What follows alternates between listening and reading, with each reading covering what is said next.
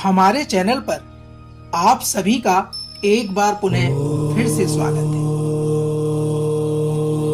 आज के अंक में हम भगवान शिव के शिव तत्व के बारे में बात करेंगे और बात करेंगे शिव तत्व के रहस्य के बारे में। शिव तत्व की इस कड़ी को प्रारंभ करने से पहले हम मां भवानी और शिव जी को वंदन करते हैं। जहां श्रद्धा का नाम मां पार्वती और मनुष्य के विश्वास का नाम शिव है, हम इस श्रद्धा और विश्वास के प्रतीक विग्रह की मूर्ति को ही मंदिरों में स्थापित करते हैं। भगवान के चरणों पर अपना मस्तक झुकाते हैं और जलाभिषेक करते हैं, बेलपत्र चढ़ाते हैं और आरती करते हैं। इसी श्रद्धा और विश्वास के बल पर ही भगवान को मनुष्य प्राप्त कर लेता है। शिव कौन है? शिव तत्व क्या है? क्या शिव केवल सृष्टि के संहार तक ही सीमित है? इस सृष्टि में शिव का क्या महत्व है? इस सृष्टि से संबंध शिव का क्या है? क्या यह सृष्टि शिव तत्व के अधीन है? क्या शिव तत्व को जाने बिना इस सृष्टि को समझना संभव नहीं है? आइए इन्हीं विचारों पर हम अपना ध्यान केंद्रित करते हैं। अगर हम बात करें शैव दर्शन की, तो शैव दर्शन के अनुसार इस सृष्टि में 36 प्रकार के तत्व होते हैं। इन्हें हम मुख्यतः 3 भागों में समझ सकते हैं। पहला भाग है शिव तत्व, दूसरा विद्या तत्व और तीसरा आत्म तत्व। शिव तत्व में शिव तत्व और शक्ति तत्व दोनों का अंतर्भाव होता है। परम शिव प्रकाश बिंब सर्मय है। इसी प्रकाश रूप को शिव तत्व और विमर्श रूप को शक्ति तत्व कहते हैं। यह विश्व की सृष्टि, स्थिति और संहार के रूप में प्रकट होती है। ध्यान रहे, बिना शक्ति के शिव को अपने प्रकाश के रूप का ज्ञान नहीं होता। जब शिव अपने अंतः स्थित अर्थ तत्व को बाहर निकालने के लिए उन्मुख होते हैं, तब उनका बाहरी रूप शक्ति कहलाता है और यह दुनिया सिर्फ भौतिकता तक ही सीमित रहती है।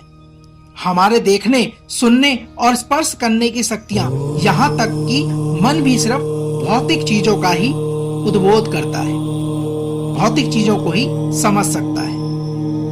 हमारे द्वारा बनाया गया कोई भी उपकरण सिर्फ भौतिक चीजों को ही समझ सकता है। तो फिर वह जो भौतिक से परे हैं, उसकी प्रकृति क्या है?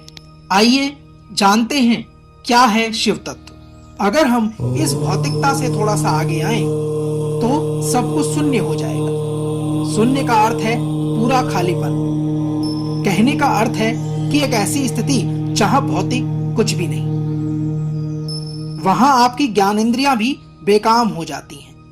अगर आप इस पर शून्य से परे जाएं, तो आपको जो मिलेगा उसी से हम शिव को जान सकते हैं, उसी से हम शिव रूप को जान सकते हैं, उसी से हम शिव तत्व को जान सकते हैं। किंतु यह भी एक सीमित तरीका है। शिव का अर्थ वो नहीं जो आप समझ रहे हैं। शिव का अर्थ है जो नहीं है, वो शून्य है। अगर उस तक आप पहुंच पाएंगे तो आप देखेंगे कि इसकी प्रकृति भौतिक नहीं है। इसका अर्थ है कि इसका कोई अस्तित्व नहीं है। पर ऐसा कैसे हो सकता है? अगर आप इसको समझने की कोशिश भी करेंगे, तो भी ये आपकी तार्किक दिमाग के दायरे में नहीं आएगा। यदि हम विज्ञान की बात करें, तो आधुनिक विज्ञान मानता है कि इस पूरी संरचना को इंसानों के तर्कों पर खरा उतरना होगा। लेकिन जीवन को देखने का यह एक बेहद सीमित तरीका है, क्योंकि यह संपूर्ण सृष्टि मानव बुद्धि के तर्कों पर कभी भी खरी नहीं उतरती। हमारा दिमाग इस सृष्टि में तो फिट हो सकता है, परंतु यह सृष्टि हमारे दिमाग में कभी फिट नहीं हो सकती। इसलिए तर्क इस अस्तित्व के केवल उन पहलुओं का ही है और तर्क उन्हीं पहलुओं का विश्लेषण कर सकता है जो भौतिक है। एक बार अगर आपने भौतिक पहलुओं को पार कर लिया तो आपके तर्क पूरी तरह से उसके अधिकार क्षेत्र से बाहर हो जाएंगे। संसार में 3 प्रकार के कार्य निरंतर चलते रहते हैं। ये 3 कार्य हैं उत्पत्ति, पालन और संहार। इन्हीं 3 भिन्न भिन्न कार्यों के लिए इन्हें 3 नाम दिए गए हैं, जिन्हें भगवान के रूप में हम ब्रह्मा, विष्णु और महेश के नाम से जानते हैं। जहां विष्णु सद्गुण मूर्ति हैं और ब्रह्मा रजोगुण मूर्ति हैं, वहीं अगर हम बात करें आदिदेव महादेव शिव की, तो शिव तामस गुण मूर्ति है। कथन के अनुसार एक दूसरे से स्नेह के कारण एक दूसरे का ध्यान करने से शिव गोरे हो गए, वहीं दूसरी ओर विष्णु जी, उनका रंग काला हो गया। शिव तामसी गुणों के अधिष्ठाता हैं। तामसी गुण यानी निंदा, क्रोध, मृत्यु, अंधकार आदि। तामसी भोजन यानी कड़वा, विषैला आदि। जिस अपवित्रता से, जिस दोष के कारण किसी वस्तु से घृणा की जाती है, शिव उसकी ओर भी बिना ध्यान दिए उसे धारण कर शुभ बना देते हैं। आप सभी ने ध्यान दिया होगा कि समुद्र मंथन में जब 14 रत्नों की प्राप्ति हुई, उसमें सर्वप्रथम निकले विष को भगवान शिव ने धारण कर लिया और विष धारण करने के बाद वो नीलकंठ कहलाए।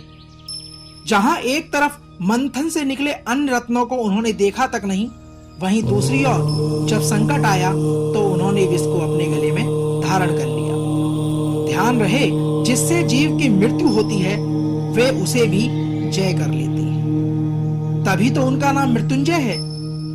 यह शिव तत्व है और यही इसका आधार है।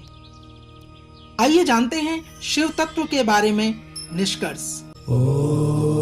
शिव तत्व का निष्कर्ष कहता है कि शिव आरंभ, अंत और मध्य इन तीनों का ही प्रारंभिक केंद्र बिंदु है। शिव तत्व सृष्टि का वो रहस्य है जो प्रकृति और पुरुष के अंतर को मिटाकर उसकी एक रूपता को स्थापित करता है।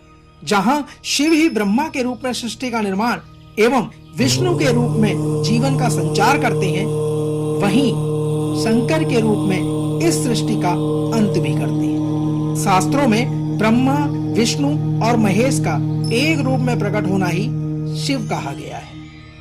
जब हम शिव को जान लेते हैं, उसके बाद कुछ भी जानना शेष नहीं रहता।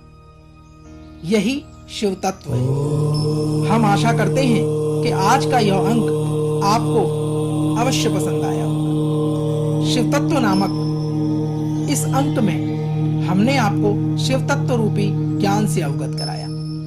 हम आशा करते हैं कि आज की इस कड़ी में शिव तत्व के महत्व को जानकर आप लोगों ने कुछ ना कुछ अपने जीवन में जरूर ग्रहण किया होगा। आगे के अंक में फिर होगी मुलाकात। तब तक जय शिव शंकर।